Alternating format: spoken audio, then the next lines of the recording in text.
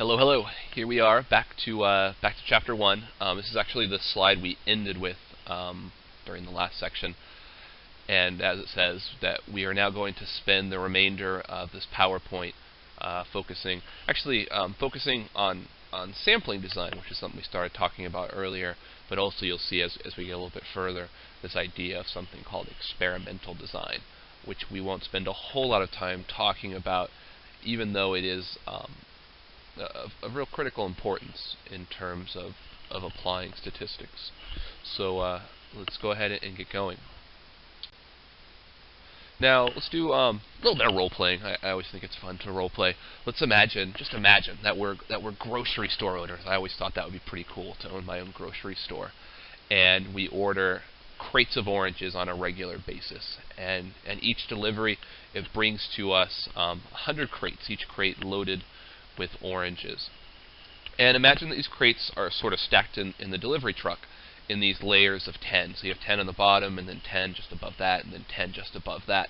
Now, imagine, I mean, we're really trying to get into this. Imagine you're a grocery store owner. Not only are you getting oranges, but you're getting grapefruit, you're getting lemons, you're getting limes, right? Not just citrus, but a whole variety of fruit, kiwis and bananas and strawberries and blueberries. And on top of that, right, we also have vegetables, things like celery and carrots and radishes and onions, and right, we're getting bombarded with produce. And in an ideal world, in a world where there's no need for statistics, what would we do? We would look at every single crate of every single delivery. However, it's not the world we live in. We live in a world of limited time and limited resources. As a grocery store owner, as a busy grocery store owner, we just simply do not have the time to look through all 100 crates. Now, are we just going to look at nothing at all? Of course not, because those shifty delivery drivers could be giving us bad oranges, especially if they know that we're not even bothering to look at what they're shipping. So, right, we have to find some sort of middle ground. We can't look at everything. We can't look at the population of all oranges. However, we don't want to get by with looking at nothing. So instead, we take a sample. And so let's go ahead and say now that just based on how many employees we have, how many deliveries we're getting of other products, that we decide that we have enough time to go ahead and sample 10 crates out of this truck. Aha! Look at this, some exciting artwork that I included. This is a delivery driver with the oranges, and you can kind of hopefully at least get an idea of what I'm talking about in these sort of layers of 10. So I have 10 crates on top. I'm going to go ahead and number those, 1, 2, 3, 4, 5, all the way to 10. I have another 10 underneath, so those are like crates 11, 12, all the way to 20. Now, admittedly, this does take some kind suspension of disbelief, because right here we're living in flatland, right? This is what it would look like if it's a two-dimensional truck delivering our oranges, because right, imagine that we would also have an extra dimension in reality, right? The crates would be coming out towards us. But I think this is enough, hopefully, for us to work with and get a feel for the type of scenario I'm describing for us. Ah, what a happy-looking delivery truck driver. Okay, so the task that I've laid before us is this: that once we decide that we want to look at 10 out of 100 crates, how do we actually go about selecting which of these 10 of 100 we're going to look at? Now, before I can answer that question, we need to think about what are the goals of the sample, right? And if we understand these goals, then we can hopefully put together a method that will address these goals. One huge primary goal of a sample is to be as representative of the population as it can possibly be. You would like to think of the sample as a microcosm of the population. To put this a little bit more specifically, we want every sample to be what we call unbiased. We say that a sample is biased if it systematically favors certain outcomes. What do I mean by systematically? I mean if we were to take a sample over and over and over and over again, what we would see is this sort of repeated favoring of one outcome over another. That's what we do not want to happen. So I want you to take a moment and think about, how would you go about approaching this, right? If you're the grocery store owner, we're still role-playing, how would you go about picking the 10 out of 100 crates that you would want to include in your sample? I'll give you a few seconds. One thing that I found out you can do is you can right click on the slide, and if you look down it gives you an option to pause, and if you right click again and you go down, there's an option to resume. So you can pause these slides if you want to stop it, if you want to write something down. However, unfortunately, I think it does. When you unpause it, it goes back to the start of the slide in terms of me talking. So it is a little bit of repetition, not ideal. If you come across a better way of pausing it, send me an email and let me know. I'll pass that on to other students. So hopefully you've come up with your method. Let's go ahead and take that to the next slide with us. Now, we'll address this in a second. In the classroom, one of the common answers I get is, well, I would do it randomly. And my response to that is always, well, what do you mean by doing it randomly? You need to be able to come up with a well-defined way of what that means, because we have to actually go out and do it. What does it mean to do this randomly? I sometimes counter with this. I call it the lazy professor method.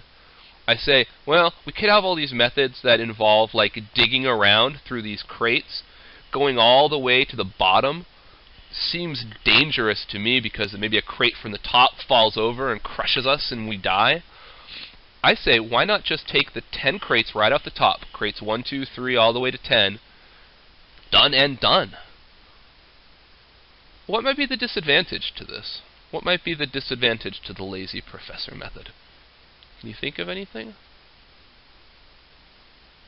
What about if we did it this way, right? What if we called this like the masochistic professor method? And that is that we wanted to go for the most difficult crates. We wanted to go all the crates along the bottom, crates 91 to 100. What if we wanted those to be our sample? Do you think that would be biased? Yeah, my guess is it would be. I have delivered beer. I have not delivered oranges. But I do imagine that the crates on the bottom have a higher likelihood of getting damaged. Does that make sense? One, as they're loading this pallet, they're putting these crates along the bottom, and then with the forklift, they're dropping other crates on top of these, one layer after another after another. And then also, just as they're driving around the road and they're hitting potholes and speed bumps, and all the crates are sort of bouncing up and down, these lower crates are taking sort of the brunt of this.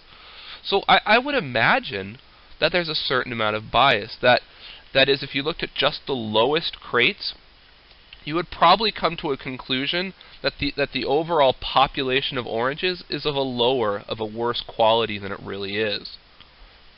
Now, sort of flipping this, if we look at the top crate, I would almost think there might be a bias that it's probably sort of over-evaluating or overestimating the quality of the population of oranges. Does that make sense?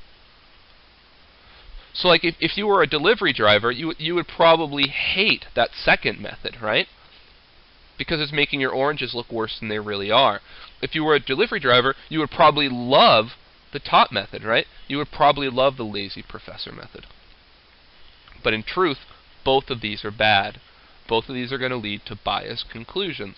So, what's the correct answer? The correct answer is probably the one that you gave. And it probably had the word random in it somewhere. Let's explore this idea in the next few slides. The solution is randomness. We have to find some way to randomly select the 10 crates from the truck. If we do this in a truly random manner, we're likely to get some crates from the top as well as some crates from the bottom. We're going to get some crates towards or from the front of the truck and some crates from the back. This is a key idea. And to really motivate why this is, we're going to have to develop a lot of information and material. But all good samples must involve some kind of randomization. For now, maybe we can motivate this with the following. It's a well-known fact that delivery truck drivers are very shifty people. If you happen to be a delivery truck driver, I apologize. And if they caught on that we were doing something in a non-random manner, they might try to stack or set up the crates in such a way to fool us, right? For instance, what I sometimes get in class, and I can't show you the picture, but people suggest almost like a diagonal pattern. They say, well, why don't we take crate 1 and then we take crate 12, and then crate 23, and then crate 34, and makes a diagonal slash through the crates. And what they say is this is like perfectly representative. It has exactly one crate from every row. It has exactly one crate from every column. So it is very representative in that sense. But the fundamental flaw with that approach is that it's not random. And for now we can think if the delivery truck driver caught on to this, that he or she might just take a few extra minutes out of their day and stack the best crates in that diagonal so that they could fool us. We need to be random so that we're unpredictable.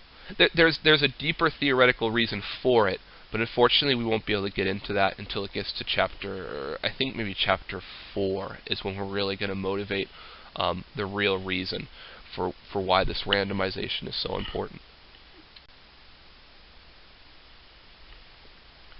Now, the most common type of random sampling is this.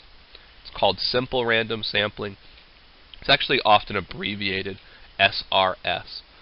What is a simple random sample? Well, a simple random sample of n measurements. So here we're going to start thinking, there's that small letter n. We're going to start thinking of that n. Every time you see it as the size of our sample or our sample size, think of small n as like a number. So in this example, our n is 10. A simple random sample of 10 measurements of 10 crates from a population of, say, 100 crates is a subset of those 100 crates selected in such a manner that A, every sample of size 10 from the population has an equal chance of being selected, and B, every member of the population has an equal chance of being selected. Now, that's a pretty mathy definition, but you can think of this at its heart as almost like the baseball cap method. Like imagine taking a piece of paper and writing the numbers 1 through 100 on your piece of paper, and then cutting those numbers out, and doing it in such a way that every little number you cut out is sort of exactly the same shape and size. And you take these 100 numbers, big handful of them, you dump them in a baseball cap, and you sort of shake it up. And you hand it to your nearest friend, and you have them pick out 10 numbers, right? 10 pieces of paper. That's essentially what simple random sampling is saying. It's saying that every possible combination of 10 crates is likely, and no combination is sort of more or less likely than any other. Makes sense, right? Now, well, there's some disadvantage to this, but let's actually hold off to address those disadvantages. Now, are people really using baseball caps in practice? No, of course not. In practice, there are computers and algorithms and programs that do this. In practice, this is actually done on a computer. You type in a few things, you hit a key, and the computer, right, reaches into its little virtual baseball cap, pulls out 10 numbers, and then on your monitor it tells you the 10 numbers that it's selected. But conceptually, I think the baseball cap way is a good way of thinking about it. Oh, got ahead of myself. How do we randomize? Our book puts a table in the back of our textbook, I believe. I would not worry about that. Nobody ever in the world uses a table to do a random number selection. In practice, it's always that third bullet point. In practice, it's always the computer. Conceptually, I think it's easier to think of it as numbers from a hat. Now, that's the most common way of sampling. What are some other ways of sampling? Let's look at them. Some are good and some are bad. Let's start with a bad one. Convenience sampling. Convenience sampling is basically choosing the individuals which are easiest to reach. So we've actually seen an example of this, the lazy professor method. It was convenient to just take the top 10 crates. However, we saw it was also bad because it introduced a biased sample. Another type of convenient sampling is, right, just grabbing the first few shoppers that you happen to see in a mall. That's generally bad as well. The first shoppers that you see, they might be there early. If they're there early, that means they're excited about what's going on. They might be a little bit more optimistic than, say, your average shopper, a little more enthusiastic. Another example that I sometimes give in class is imagine that you're interested in, I don't know, maybe you're interested in looking at the growth patterns of the rare Pennsylvania orchid, for instance. And so you're driving through the Poconos, away from civilization, And what you need to do is you need to take a sample of Pennsylvania orchids, and you need to measure some quality or characteristic of them, right? Maybe their height, or how many petals, or how many leaves they have, some measurement that describes their overall good health. And how could you sample these? Well, one way is just to drive around the road, and if you see a Pennsylvania orchid, you pull over and you take your measurements on it, and then you get back in your car, you drive some more, you see another Pennsylvania orchid, right? You get out, you make its measurements. That's convenient, right? But it's biased as well. Can you see that? Because, right, in all of Pennsylvania, or even all the Poconos, right, there's Pennsylvania orchids everywhere. They're certainly not just along the side of the road. The ones that are along the side of the road are certainly easiest for us to look at. But if you got out of your car and you hiked 17 miles into the wilderness, you would probably also find some Pennsylvania orchids. So what sort of bias do you think there would be? I've heard it argued a few ways, and you certainly can devil's advocate it, I think, both ways. I think I would still lean towards, if you only sampled flowers by the side of the road, you would probably have a bias towards concluding that these orchids are less healthy than they really are, because I'm imagining that on the side of the road they tend to get maybe run over, they get a lot of extra smog, a lot of extra pollution that's coming out of the cars. And so I would think that would damage them. So we're probably looking at orchids or flowers that are a little bit more damaged than your average, than your usual orchid. So, I mean, hopefully that's enough to motivate this idea that convenient sampling is generally bad, and it's generally biased, not unbiased. Now, another type of sampling, and we can see from the headline that it's bad sampling, is something called voluntary sampling. Voluntary sampling occurs... Oops, sorry about that.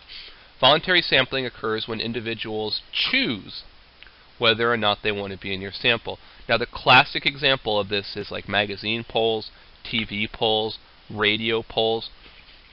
This type of sampling is done quite often, and this type of sampling generally has severe bias. So, does that make sense? Like, imagine that it's right, some sort of TV talk show, maybe a liberal television show that tends to have maybe this sort of liberal bias. And so, as they're ending their show, they put a question out there. They put a question out there to their viewers about maybe which president that they're going to favor for the upcoming election, right? Who are they thinking about voting for? Imagine it's closer and the presidential nominations have already been chosen. Now, what would we expect to see? We would probably expect to see, right, maybe some Democratic candidate that's being favored. I guess Barack Obama. Now, why is that? Does it really mean that the population of all voters is favoring Barack Obama? No, of course not. Right? The whole idea of this voluntary sampling is that only people being included are those that have volunteered to actually call up the TV station. The only people that have volunteered to do it are people that were watching the TV show. The only people that were watching the TV show were, right, liberals or Democrats. So, right, it's often sort of sold as, well, 80% of the country is going to vote for Barack Obama, but a truer statement would be 80% of the people that watch this TV show will favor Barack Obama, right? It's an entirely different population of interest. Let's move on. Other possible sources of bias are things like undercoverage. Undercoverage is when the actual frame, the list that you're sampling from, doesn't actually equal the population. The classic example that you read in textbooks is, I don't know, way back in whatever, the 40s, the 50s, the 60s, they would sample people by telephone numbers. That is, they had a list of telephone numbers, and each telephone number was supposed to correspond to a household. And rather than sampling households, instead they sampled telephone numbers. Now, the problem was that way back then, only wealthy people had telephones. So there's a sort of classic example where they sampled people, and it seemed like that it was, I think, I'm going out on a limb here, some sort of Republican candidate they predicted to win. And then it turns out a Democratic candidate won by quite a large margin. And there was a lot of sort of confusion and speculation in what was going on, and it turns out that there was bias going on. By selecting people from a frame that consisted of phone numbers, they were only selecting people with phones. The people that had phones tended to be wealthier than your average citizen, so they tended to have this bias towards including the viewpoint of the wealthy and excluding the viewpoint of maybe the less advantaged. A kind of more relevant example today is that most polling places, they can call landlines, but they cannot call your cell phones. And more, there are households that just do not have landlines. There are households that have only cell phones. So kind of an interesting modern-day problem that statisticians and researchers are still trying to sort of figure out how to address is this new problem of undercoverage. That is, these modern-day samples are not including people with cell phones. They're being excluded. Is that a big issue? I don't know. That's what they're still looking into. Probably the households that only have cell phones tend to be younger households, maybe a little bit more techno-friendly, for instance, a little bit more enthusiastic about technology. So if it was a study in which age was an issue, if it was a study in which your familiarity or comfort with technology was an issue, then probably there could be an important bias going on. Another example is non-response. This idea of non-response is just because you sample somebody doesn't mean that they have to agree to be in your sample. And when they do not write back, when they do not call back, when they just don't get back to you at all, that's called a non-response. That leaves sort of a gap in your data. It turns out, for instance, the older people, the elderly, tend to have high responses of non-response. So is it an issue? Does it introduce bias? Well, it certainly can. If you're doing a survey about, say, Medicare, for instance, in which it's important to have the viewpoints of the elderly, then it could be a big deal, this idea of non-response, and the fact that older people tend to be less likely to respond to these types of surveys. Another thing is this idea of poorly worded questions. Here's an example that's probably easy to see, that if you ask people whether they're for assisting the poor, they'll tend to say, yeah, I think that's a great thing. But if you ask them, are you for welfare, they might have a higher likelihood of saying no. That term welfare has sometimes a negative connotation to it. But there's been lots of studies that have analyzed the way that we process words. There was a study not that long ago. They asked people a question in two different ways. They said, are you okay with gays in the military? And they asked them, are you okay with homosexuals in the military? Right? Same basic idea. But when asked if people were okay with homosexuals in the military, there was a greater negative answer, right? More people were against it when the word homosexual was used than when the word gay was used. Again, the homosexual apparently has kind of a more negative connotation associated with it that reflects itself in the way that people answer these questions, right? There's a tremendous amount of sort of linguistic psychology, and you really need to be aware of that. You don't want to write your questions in a way that's going to lead somebody towards a certain answer. That is, you want to make it as neutral as possible. Now, we spent some time looking at some bad sampling. Can we think of any good samples? Well, one is this idea of stratified sampling. The idea of stratified sampling is you divide the population of individuals into groups. You call these groups strata. And you take a simple random sample from each group. This is useful any time their population falls into natural groupings. So, for instance, you might stratify people by region, you might stratify them by gender, you might stratify them by their age group, and so on. Let's go back to our orange example. We talked about simple random sampling. We said simple random sampling. You have a possibility of getting any collection of 10 crates. So what does that mean? It means that it's possible, albeit not likely, that you could, using simple random sampling, select the top 10 crates, even though we said that was sort of a bad biased sample. We said that you could randomly select all 10 bottom crates. I should take back.